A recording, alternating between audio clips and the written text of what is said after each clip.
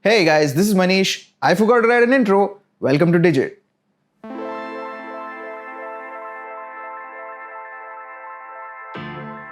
I'm just kidding. This is Manish. Welcome to Digit, and today we're going to be doing a review / comparison. And what we're going to be taking a look at is the Lenovo IdeaPad Gaming 3, and we're going to be comparing it with the Lenovo IdeaPad Gaming 3. Specifically, the Intel variant of the IdeaPad Gaming 3 and the AMD variant of the IdeaPad Gaming 3. I know it feels like it's a lot of IdeaPad Gaming 3s, but you're going to be hearing a lot more of that throughout this video.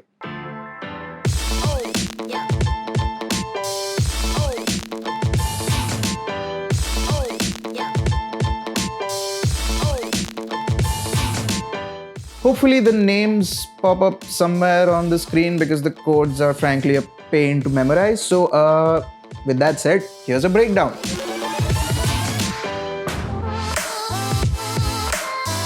The Intel unit of the IdeaPad Gaming 3 that we received came with a 12th Gen Intel Core i5-12500H, an RTX 3050 Ti, and a 15.6-inch Full HD display with a refresh rate of 165Hz and a peak advertised brightness of 300 nits. And we've also got a Thunderbolt 4 port on this one. Meanwhile, the AMD unit that we have with us comes with an AMD Ryzen 7 5800H, an RTX 3050, and a 15.6-inch Full HD display with a refresh rate of 120Hz and a peak advertised brightness of 250 nits. The rest of the specs are about the same on paper. Both laptops come with 16 GB of DDR4 RAM clocked at 3200 MHz, 512 GB of SSD storage, and fully sized keyboards with 4-zone RGB backlighting. The works.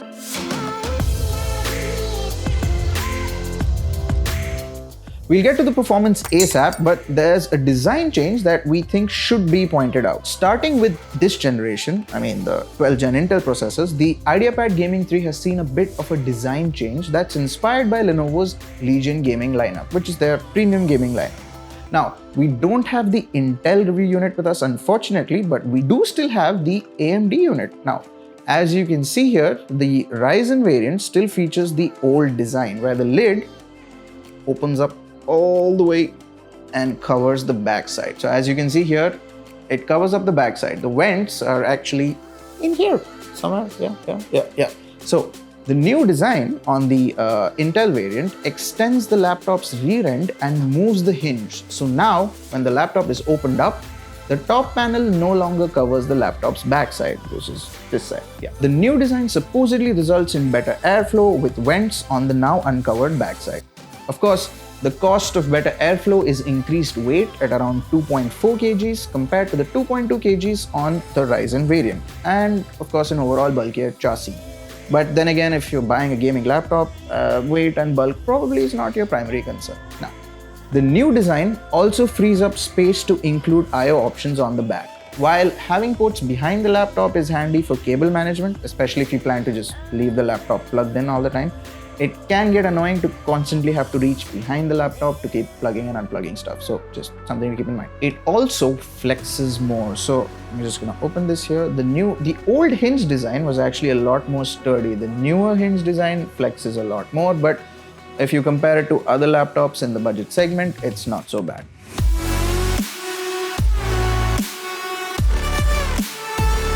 Coming to I/O.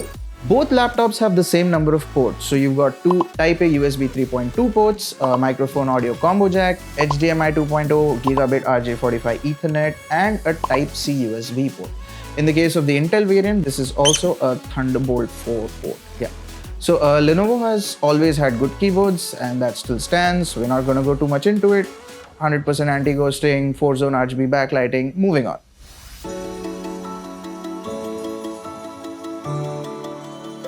And with that, we come to the display. So during our testing, the display on the newer Intel variant of the IdeaPad Gaming 3 was significantly better than the AMD variant. We got close to 99% sRGB coverage and a peak brightness of 326 nits, which is actually higher than the advertised 300 nits. So we can confidently say that Lenovo is going in the right direction with their displays, and hopefully we'll see the same improvement in newer AMD variants of the IdeaPad Gaming 3.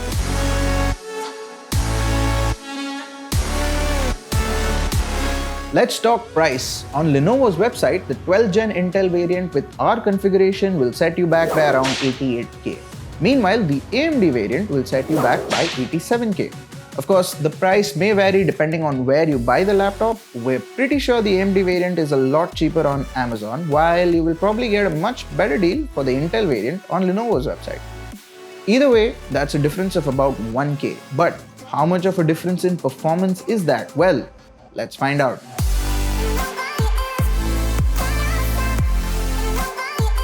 You've seen the breakdown, now here are the benchmarks. The 12th Gen Intel Core i5 1200H beats the Ryzen 7 5800H in just about every benchmark. The difference in age between the CPUs really shows. This trend continues across all of our CPU-intensive benchmarks. In fact, the same trend continues with the RAM. Despite both laptops having 16GB of DDR4 RAM, clocked at the same megahertz, the Intel variant still outperforms the AMD variant. Now, the newer SSD on the Intel IdeaPad Gaming 3 is also faster with higher read and write speeds, which again, it all comes down to the Intel laptop just being newer. At this point, there's no reason to consider the AMD variant unless you really want an IdeaPad Gaming 3 with an AMD processor. Of course, we haven't even got into the gaming benchmarks yet. Like we mentioned in the breakdown, the Intel variant comes with an RTX 3050 Ti as compared to the RTX 3050 on the AMD variant, and the scores speak for themselves. There is a pretty sizable and understandable difference in scores between the Intel and AMD variants. Considering the price of each variant, that's a lot more bang for your buck from the 12th Gen Intel Lenovo IdeaPad Gaming 3. The Intel variant had the AMD variant beat in every single real-world gaming benchmark as well. And even though it's just a difference of a 3050 versus a 3050 Ti, the gap was pretty significant. Now, the difference was especially noticeable in more CPU-intensive titles, such as games like Valorant, for example, or Shadow of the Tomb Raider and Civilization 6, which in some cases had almost double the FPS on the Intel variant. Of course, thanks to the more powerful 3050 Ti, even GPU-intensive titles were performing a lot better.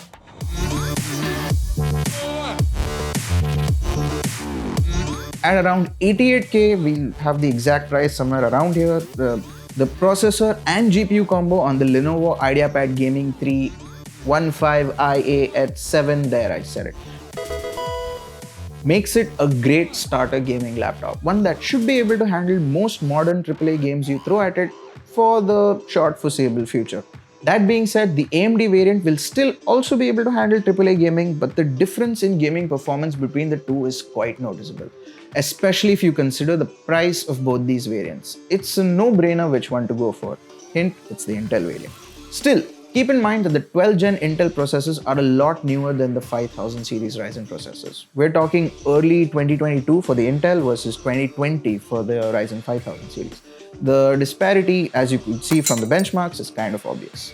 With the Ryzen 7000 series laptops rolling out, here's hoping that we can soon pit the 13th Gen IdeaPad Gaming 3 against the Ryzen 7000 variant. So that was our review/comparison of the Lenovo IdeaPad Gaming 3.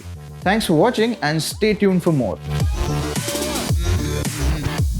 Oh, and do let us know in the comments if there's a specific laptop that you might want us to review, and if you like this video, don't forget to like, share, and thanks for watching.